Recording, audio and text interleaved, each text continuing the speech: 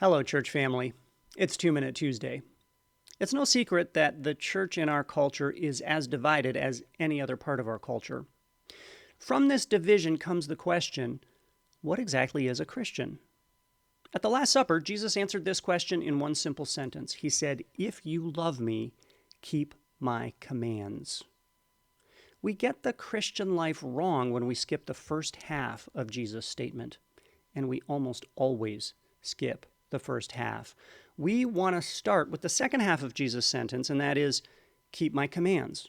From there, of course, we ask, well, which commands? So we go to the New Testament Gospels, and we find a long list of commands and instructions that Jesus gives, and we never like everything on the list, so we start to pick and choose. We end up with our own list, and we conclude being a Christian is doing this list, doing these things.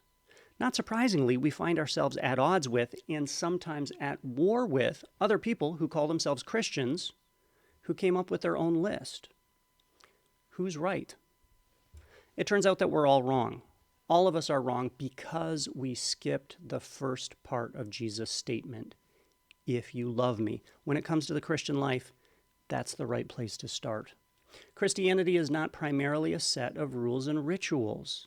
Christianity is primarily a relationship, a love relationship of deeper intimacy and greater commitment than any other. It's a love relationship in which Jesus earned the right to tell us how to live because he bought us with his precious blood.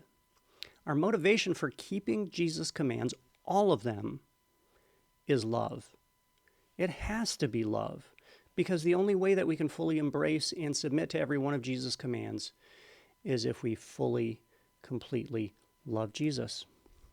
The one thing that identifies the true Christian is this simple statement: I love Jesus. The only thing that qualifies us to address somebody else's relationship with Jesus is love. Love for Jesus and love for each other. In his Christian love letter, the Apostle John writes this: "Dear friends, let us love one another, for love comes from God. Everyone who loves has been born of God and knows God. Whoever does not love does not know God, because God is love. And this is how God showed his love among us. He sent his one and only Son into the world that we might live through him. This is love.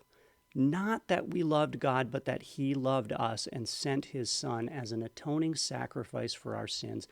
Dear friends, since God so loved us, we also ought to love one another.